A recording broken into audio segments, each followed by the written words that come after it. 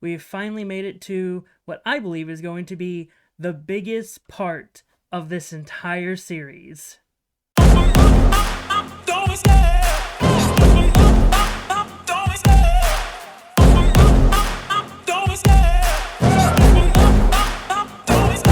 I love the chase and the hunt, and I set the pace when I'm running. I always take what I want and I always give it 100. Don't need a bank, no I'm funded. Play the game like it's nothing. I'm always thankful for something. Don't take for granted, stay humble. Now wake up!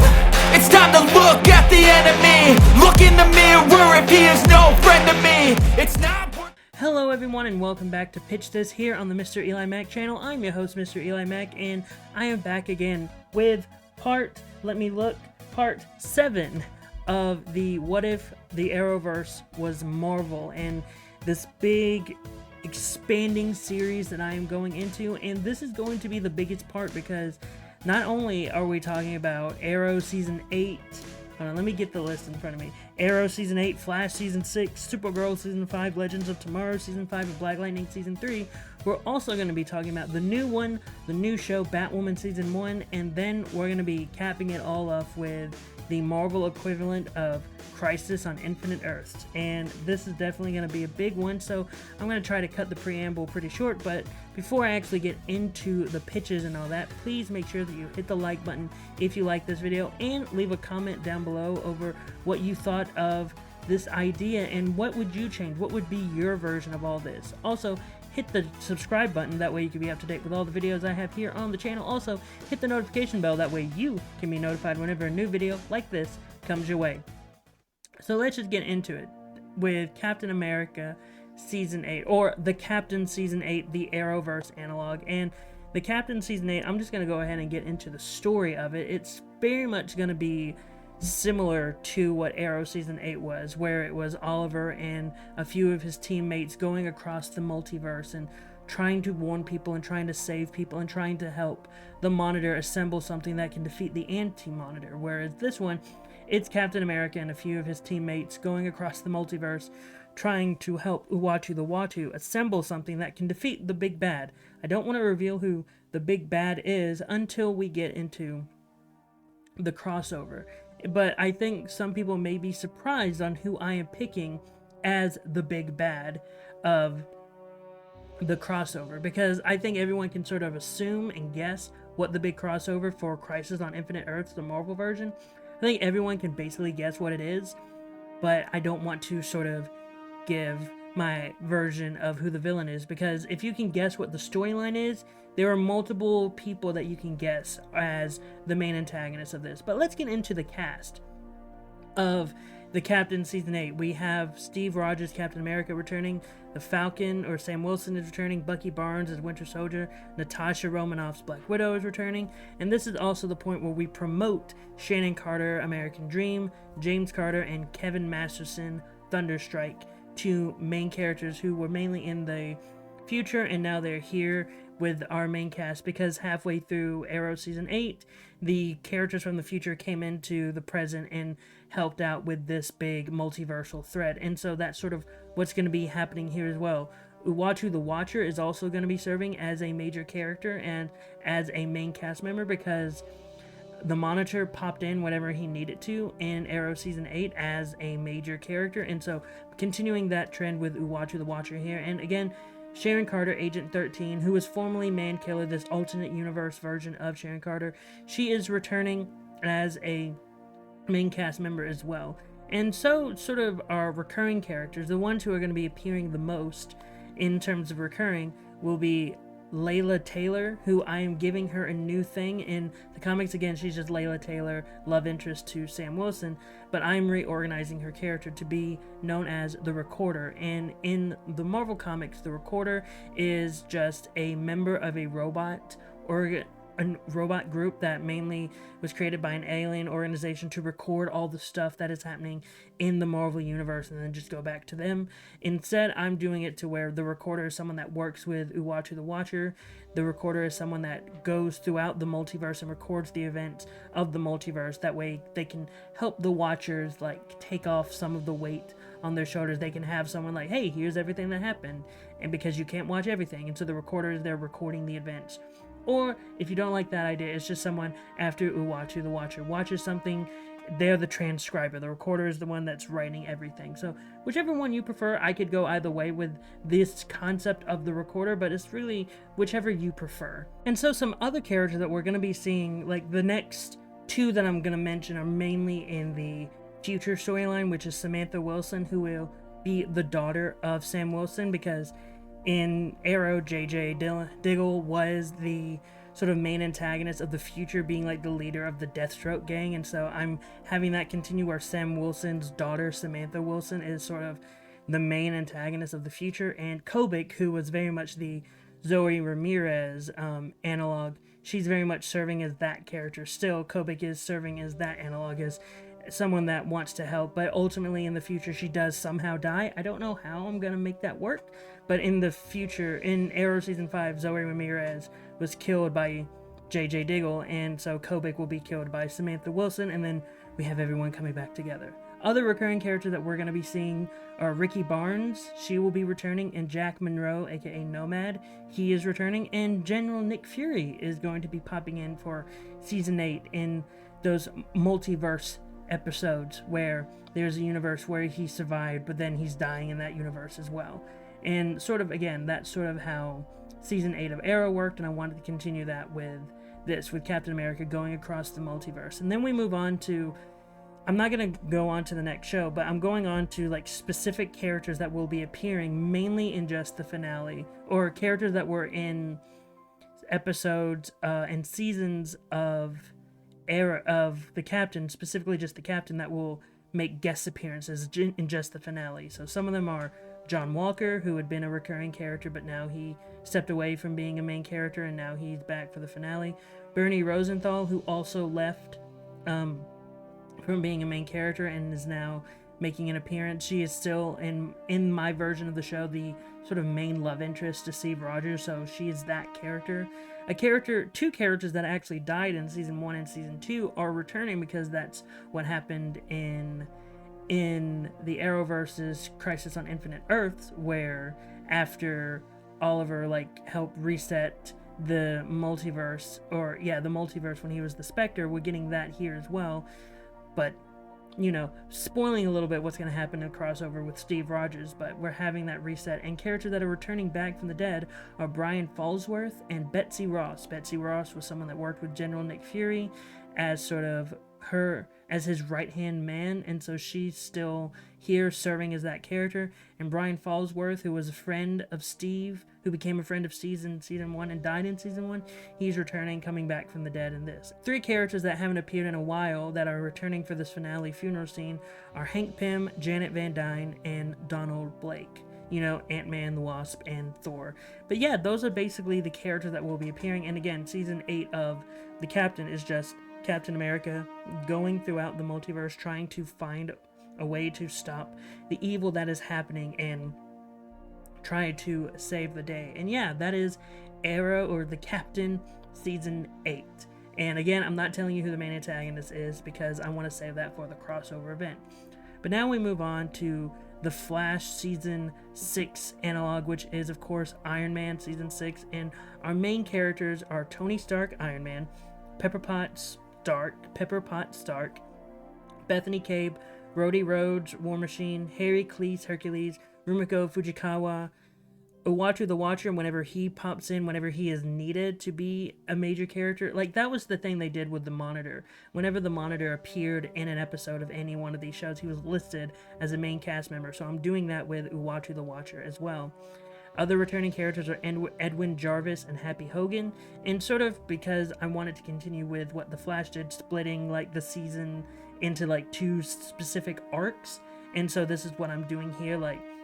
The first arc will have its own main antagonist, and the second arc will have its own main antagonist. However, I thought it was funny that the main antagonist of the second arc was really the only character of the 2 villains that were actually cast as a main cast member, so I've continued with that here. So the main antagonist of the second half of season 6 is Maya Hansen, and so she's in the main cast, and that will be dealing, the second half of season 6 will be dealing with the extremist storyline in in Iron Man. That is what the second half of Iron Man Season 6 is, whereas the first half of Iron Man Season 6 will be dealing with this main antagonist, Valentin Shatilov, aka the Crimson Dynamo. We are getting a third version of the Crimson Dynamo, and this one I would portray as the most deadly version of them, while also at the same time wanting to portray him as someone, when we first get introduced to him, as someone that just wants to help his country, because Valentin Shatilov in the comics was a general of Russia, and he is someone that just wants to help his country. He wants to be the Iron Man of his country. However, as time goes on, the version of the armor that he has, the version of the Crimson Dynamo armor that he has, is not fully well constructed, and there's like a leak in it, like some different type of element that affects his mind and causes his mind to distort, and he goes crazy, and that's how he sort of serves as the main antagonist of the first half. And I also want to portray him as someone that looks at Iron Man as a villain to himself and to his own friends, and someone that can really bring out the dark side of Tony. And that's sort of what I want Valentin Shatilov to do in this season, in the first half, of sort of being the Crimson Death, for lack of a better term, like the Crimson Death of Iron Man. And that would sort of be how I would portray him, whereas Maya Hansen is an ally of Tony when we see her, but like we slowly get the reveal of, oh no, Maya Hansen's actually a horrible human being. She is the person that put together Extremis, and she's the villain of the story. Sort of do what the original writer, what Shane Black wanted to do with Maya in Iron Man 3, but Ike Perlmutter said, no, you can't do that. I'm just doing it here. But then we get some other supporting characters like Susie Endo, Cybermancer, who is still the love interest to War Machine. Then we get a new character who I am looking at as sort of the, what was her name? What was her name? I'm having to look at the list. The Allegra character, the Allegra Garcia character. This character is sort of serving as the Allegra character, and that character is Angelica Jones, who in the comics is known as Firestar, and you can sort of see where I'm going with that by having her be this character. And then we have a friend of hers that was serving as Allegra's cousin, Danielle Blunt, aka Aftershock, and that is sort of serving her character. But then we have Bambi Arbogast in it, continuing to be like the support system for Tony and like the therapist for Tony. Aldrich Killian is someone that is also going to be introduced, but he's serving sort of as the husband of Eve McCulloch's character, from The Flash, whereas Eve had a husband who slowly was sort of like, oh, I'm a person that leads an evil organization and I'm betraying what my wife wanted. And so that's sort of his character, where he's not the main antagonist, but he's someone that could serve as sort of a supporting antagonist role to Maya Hansen. And then we get a love interest for Heracles, and that is Frankie Ray. And Frankie Ray in the comics becomes a character known as Nova. Not like Nova with the helmets, like Nova where she has fire powers.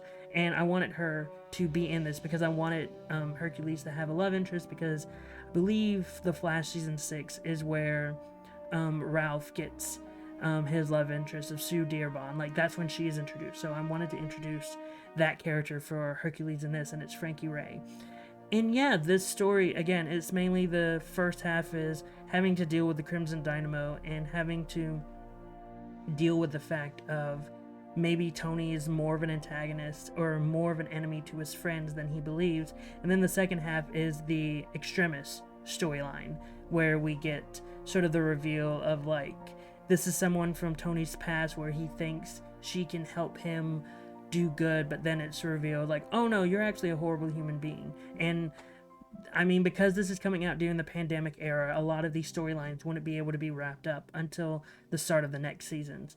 But then that is the Iron Man 6 storyline, the Flash Season 6 analog. But now we're going to move on to the Supergirl Season 5 analog, which is, of course, Spider-Gwen Season 5. And the returning characters we have are Gwen Stacy, Spider-Woman, Randy Robertson, the Hornet, who will be leaving, I think, midway through this season, because I think Jimmy Olsen left midway through Season 5. Glory Grant, Felicia Hardy, Kitty Pryde, Shadowcat, Anya Corazon Arana, she continues to be a hero in this. Hobie Brown gets promoted to lead after being a recurring character last season, and George Stacy. Those are the returning characters. But then we get new characters like Carolyn Trainer. She is in this season, and she sort of serves as the Eve Testmacher character, who sort of works with, mainly in this version, she's mainly working with Alistair Smythe, who is another character I'm introducing this season. He's sort of being served as the main antagonist, like calling himself Spider Slayer, and because he injected himself with nanobots that turned him into this like Spider Slayer-esque character, and he's sort of again serving as the Akrata character from season 5 of Spider-Girl, where he's actually working with a bigger organization, but I want him to sort of serve as like the main physical antagonist against Spider-Woman. And then we get the character of Kenny McFarlane, who is mainly in the Ultimate Spider-Man universe as like Kenny Kong McFarlane, but I'm bringing him into this universe as sort of the reporter character that Kara really didn't like at first, but now they have sort of a flirtatious relationship, and that's sort of what I'm having here.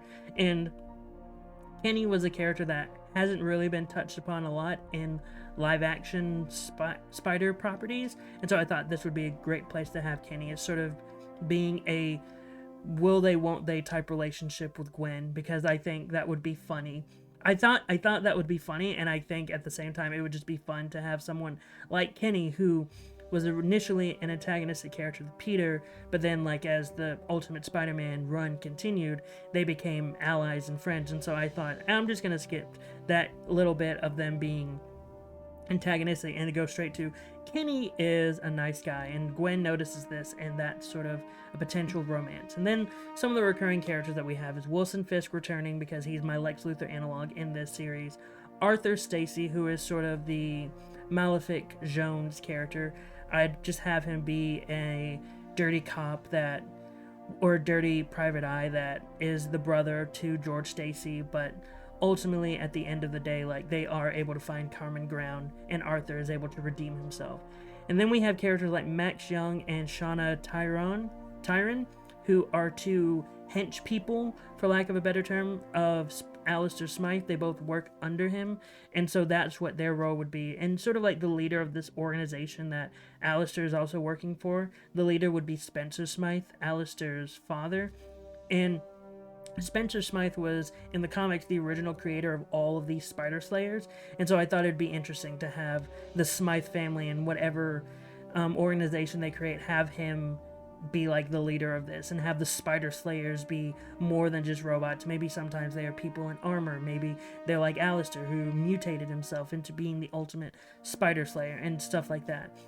And another recurring character, the final recurring character, is someone that would only be seen in prison, and that is Matt Murdock. He is someone that was the main antagonist, one of the main antagonists last season and recurring seasons before this, but he is sort of returning back as only a character that we mainly see in prison whenever Wilson Fisk goes to meet with Matt Murdock, and he's in prison and they have conversations and such like that. And the main plot is the Spider Slayers trying to kill Gwen Stacy, and Alistair having to play a public face towards this audience as sort of being the owner of Smythe Technologies, and serving as that person that really tries to introduce new technology to the world. And that's when, with the Spider Slayer stuff, that's where him and Gwen butt heads. And yeah, that's Supergirl season 5, and then we move on, or Spider-Gwen season 5, and that's when we move on to the Legends of Tomorrow season 5 analog, which is Exiles season 5. And some of the returning characters are Claire Ferguson Blink, Kevin Sidney Morph, Calvin Rankin Mimic, Mariko Yoshida Sunfire, Amara Akia Magma, Jennifer Walters She-Hulk, Magnus AI, Heather Hudson Sasquatch, Victor Creed Sabretooth, and Stephen Strange Doctor Strange all return as main characters. We get introduced, like Uatu the Watcher, again, whenever he pops in. He's a major character. He is someone that is listed as a main character whenever he pops into an episode, which will mainly be just the unspoken premiere that isn't actually the first episode of Legends of Tomorrow season 5, that connects to the crossover. And another character that gets introduced is Clea of Earth 41101, who is sort of another apprentice of the Ancient One, who serves as sort of a love interest type character to Doctor Strange. But in this one, I'm not having them be love interests, I'm having them be scorned partners because of who the main antagonists are in this. But I want to go ahead and mention some of the characters that will be leaving this season. Mimic and She-Hulk would leave this season because I look at them as sort of the Ray Palmer and Nora Dark characters, and so Mimic and She-Hulk would leave, and Sunfire would also leave that season because I'm looking at her as sort of the Zari character. And so the Zari that we know from the prior seasons, like that's when Sunfire was introduced, but now that the Sunfire that we know or the Zari that we knew was leaving after Legends of Tomorrow season 5, so I'm just having Sunfire leave. I know the actress that played Zari, she didn't leave, and she played just a different version of Zari, but for me, I just thought it would be a lot cleaner to just have Sunfire leave in this season. And so some of the recurring characters: Kamala Khan of Earth 16101, who was a main character last season, she is leaving this season, sort of similar to how Mona left. Tabitha Smith, Boom Boom, she is returning. And then we get the person who I'm looking at as the Behrad character, like the new person that uses the wind powers and part of the new team, and that is Ilyana Rasputina, aka Magic of Earth 4210. She is serving as sort of that character that gets introduced and joins the team. And now we have two characters that are going to be connected mainly to Victor Creed, or Sabretooth of Earth 295, and that is Raven Darkholme of Earth 295 and Graydon Creed of Earth 295. And in Earth 295, that is the Age of Apocalypse Earth, and Raven, or Mystique, and Graydon Creed, similar to Sabretooth, are protagonists, are heroic characters in that Earth, and so I'm just having that be a thing that comes up because I want it to continue with the McRory didn't know he had a kid, and so the kid is sort of being a major character this season. And that's how I look at Graydon Creed and Mystique, as Graydon is the son of Victor Creed, and Victor didn't know that he had a kid, and so yeah, that's the kid and Graydon Creed, and they serve as funny characters who flesh out Sabretooth's backstory. But now we move on to sort of the main antagonists, who their main plan is to seal deals of hell, and they work together to do it. And the main antagonists of Exile Season 5 are Mephisto and Blackheart. Blackheart more serving as the heavy for the people, for the team to fight, and Mephisto mainly serving as the main antagonist, sort of. In Season 5 of Legends of Tomorrow, it was the two Fates. Oh no, wait. Sunfire is serving as Charlie, because Charlie left in Season 5. Zari's still there. Never mind. I was wrong. But anyway, Mephisto and Blackheart are serving as characters that were similar to the Fates, who worked with Clea, and Clea was someone that was in hell, and Doctor Strange just was never able to save her, and so Clea starts off as an antagonistic character until she eventually joins the team because of friendship. Because that's how Astra became a member of the team, because of friendship. And so that sort of Clea and Mephisto and Blackheart get defeated because they want too many souls, they want to rewrite Earth, and they're unable to do that, and they get defeated by the Exiles. Yeah, heroes doing good guys. Multiversal heroes saving people from devils and demons. And so yeah, that's Season 5 of Exiles, and yeah, that's basically it. And then we move on to the Black Lightning Season 3 analog, which is Night Thrasher Season 3, and returning characters are Dwayne Taylor, Night Thrasher, Janelle Chord, Silhouette, Danielle Taylor, Bandit, Aaron Chord, Midnight's Fire, Billy Russo, Jigsaw, Father Michael James, and Aaron Chord. And similar to how Inspector Bill Henderson died in Black Lightning Season 3, Father Michael James would die this season trying to help people, trying to get them away from the big bads, or half of the big bads, but ultimately he would have given his life to save people. And the recurring characters are Harmon Fermitz, who was serving as the Odell analog of the ASA. He's working for this organization, so he's sort of a main antagonist this season. Donald Clendon, Cardinal, who again serves as the Lala analog, he continues to survive. And also this season, in Black Lightning Season 3, we got a little bit more of introductions to the Outsiders, more of the outsiders like Geoforce and other characters like that. And so for this one, I'm having the New Warriors sort of be the Outsiders analog. Well, we have Nimrita Prentice, who was already introduced in prior seasons, but we're getting the debut of Robert Baldwin, aka Speedball, Elvin Halliday, aka Rage, and Michiko Musashi, who is Turbo. Those are sort of characters that were part of the New Warriors that are joining this team. And I would have Turbo sort of work for the bad guys at first, and then have a face turn in mid-season finale, and then that's how she would join our team of heroes. And it would be the team of heroes versus mainly the leader of this organization, Tai, from the Well of All Things. And Tai sort of serves as a grandmother figure to the Chord family, and that's sort of why she's connected to all of this, that her leading this evil organization are sort of the Markovian analog, and sort of the analog for Gravedigger is Diego Casillas, aka Left Hand, and he's sort of serving as the left hand of Tai, and serving as trying to kill our heroes. And it comes down to Dwayne Taylor, Night Thrasher, and his team of New Warriors going up against the Well of All Things and saving their home and defeating the bad guys. And yeah, that's season 3 of Night Thrasher. I'm purposely not mentioning, but season 3 would also have a little moment where they are attached to the big crossover, because Black Lightning did a little tie-in, but they didn't do a full crossover, they just did a tie-in. And we would have one of those episodes in Night Thrasher season 3. And then we move on to probably what's going to be the more controversial one, which is the Batwoman season 1 analog.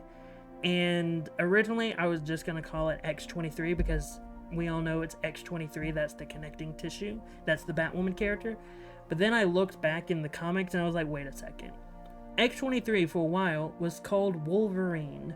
And so I know a lot of people may not like this, but I decided, hey, you know what, I'm not calling it X-23 season 1. I'm calling the show Wolverine.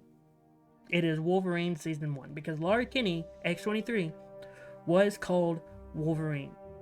And I want it to sort of have that continue on. Like, we're still trying to look for Logan. Logan has gone missing. Where's Logan? Where is the one that we all know as Wolverine? We don't know. He's missing.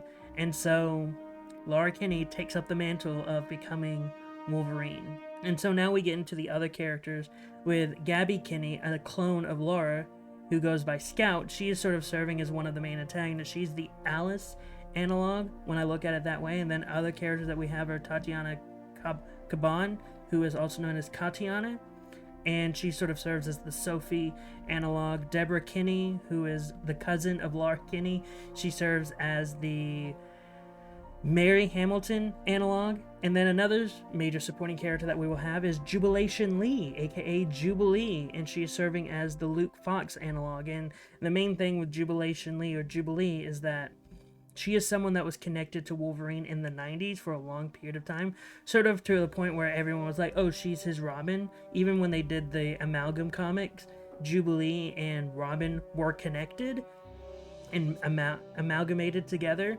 So it just felt appropriate for me, like, you know what, I'm just gonna have Jubilee be that Luke Fox character, because I think that's fun.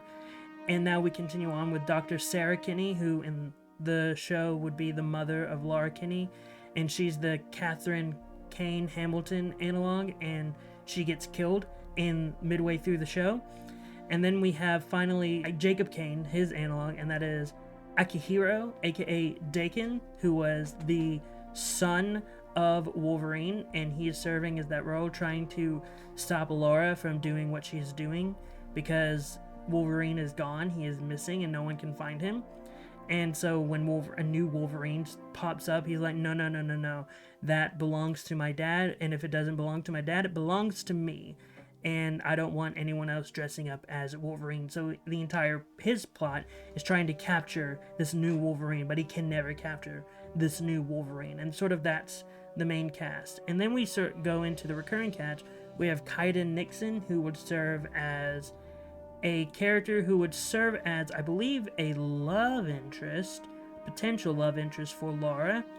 No, I was wrong. Kaiden Nixon would serve a love interest to Tatiana Cabin. And yeah, because all these characters are sort of based off of other characters from the Batwoman show. Like, I'm trying to get all those analogs, like Matthew Reisman, who would serve as a pawn to the big bad. And though I've listed Scout as like, oh, she's my Alice analog, she's not the big bad. The big bad is Dr. Xander Rice, who was played by an actor who I can't remember in the Logan movie. And Richard E. Grant played him in the Logan movie, and I just wanted to have him because since he's the one that sort of created X-23, I wanted to have him serve as the main antagonist. Ruth Aldine, aka Blindfold, would serve as a supporting character and a potential love interest for Laura. Bobby Soul is another supporting character. And then the next few characters, Martin Sutter, Fade, Adam Harkins, they all work with Dr. Xander Rice, but Dr. Xander Rice is the ultimate big bad for Laura. And Gabby Kinney, Scout, the reason why she's one of the major characters right now is because I wanted to have another clone of Laura sort of serve as sort of, oh, that's the dark path I could have gone on, but I'm not on that path. I'm on this lighter path. And Gabby would return in future seasons because, again, she's the Alice analog. But yeah, that would do it for the Wolverine Season 1, Batwoman Season 1 analog. And so now we move on to the big crossover that I have, the one that I think everyone's been waiting for, the Crisis on Infinite Earths analog. And if you haven't guessed it, then I don't know what to say, but the crossover event that is based off of Crisis on Infinite Earth, the analog, is Secret Wars. Secret Wars would be the Crisis on Infinite Earths analog. And I'm just going to go ahead and mention some of the major characters. Gwen Stacy, Spider-Woman. I'm going to do the ones that appear in more than one, that appear in all 5 first. Steve Rogers, Captain America. Claire Ferguson, Blink. Kevin Sidney, Morph. Peter Parker, Spider-Man, because Tyler Hoechlin, Superman, was a major character, so he would be in all 5. Mary Jane Watson Parker, she would be a major character. Laura Kinney's Wolverine, she's a major character. Tony Stark, Iron Man, major character. I think those are the only ones that appear in all 5 episodes, for all 5 parts.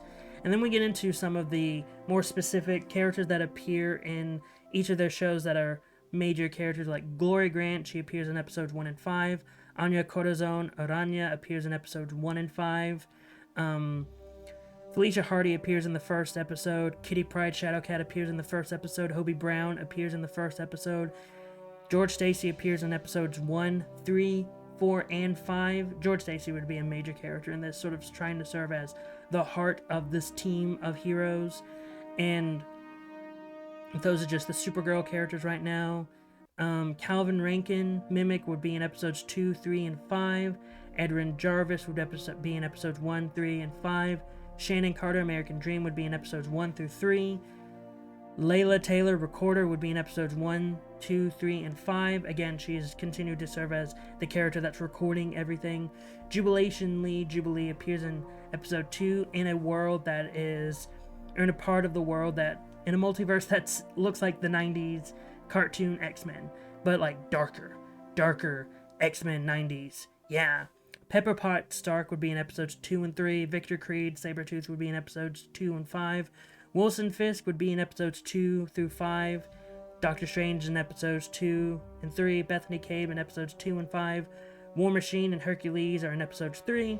Falcon is episode 3, 4, and 5. Scott Lang, who is serving as my Ryan Choi analog, he is in episodes 3 and 5. He's not Ant-Man yet, so don't worry about it, but he is someone that's a little bit important right now, mainly for this crossover. Winter Soldier and Black Widow would be in episodes 5. Sharon Carter would be in episode 4. Magma, Sasquatch would be in episode 5. Dwayne Taylor, Night Thrasher, would be in episodes 3 and 5, sort of similar to how Black Lightning appeared in only episodes 3 and 5.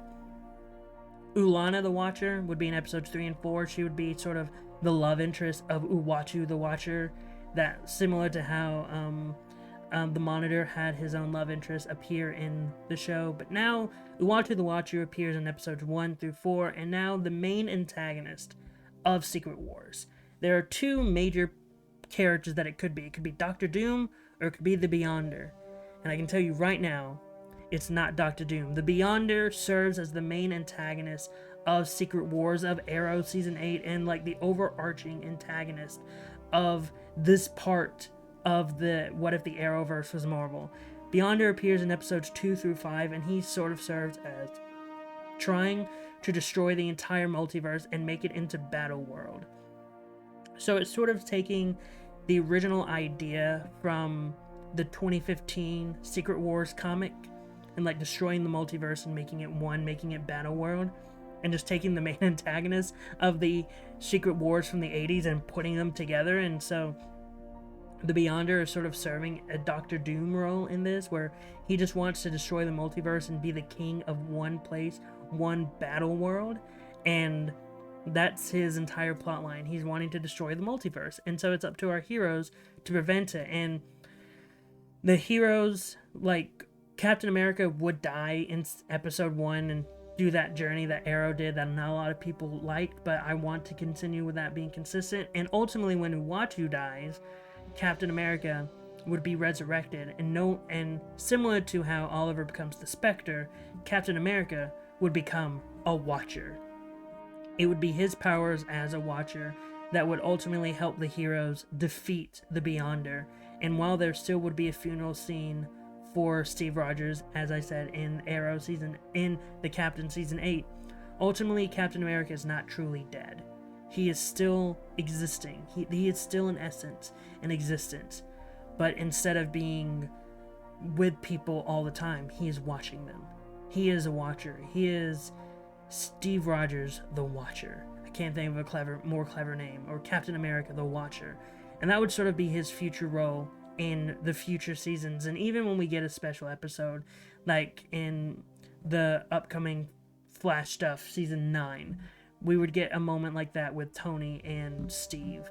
But ultimately, this would be the heroes trying to stop Battle World from happening. They fail in episode 3. Episode 4, it's the heroes just navigating Battle World, trying to find a place where they can find some peace, some happiness, and trying to avoid getting attacked. We would also get crazy cameos from, I don't want to list all of them because that would be too many to list. Like, I'm only focusing on the main cast, but we'd see cameos from different universes that we would see, like different heroes that were wiped out because they were part of the collateral damage of the creation of Battle World. We would see villains from different universes that would serve as antagonists that the heroes would have to get past as they're traveling through Battle World. We would get all these different cameos type things, and I think I'd want to be a little cheeky as well and just have one of the villains from the MCU make an appearance. Like, main MCU, because that's an alternate universe that's out there. It's a real alternate universe for us, but I just think that would be a little fun to have a character like Jeff Bridges' version of Ironmonger just pop in for no reason as like, Tony, you made your armor from a box of scraps and now I'm gonna take you down. And everyone's like, who is this? This is not my Obadiah Stane. This is a different version of Obadiah. And I just thought that would be very fun to have and like very interesting to sort of see in this context and have Battle World be. Ultimately, the heroes would defeat the Beyonder and ultimately restore everything to the way it should be. To them, like, it's all just one world now. There's no ultimate universe, but then we'd get that little ending credit scene to show that the multiverse still exists. It's just not what they just don't think it exists anymore. And yeah, that is Secret Wars. We would defeat the Beyonder. The Beyonder would be defeated with the help of Steve Rogers with his Watcher powers and our main heroes, and would get a scene to where they're starting to think about making a team of their own.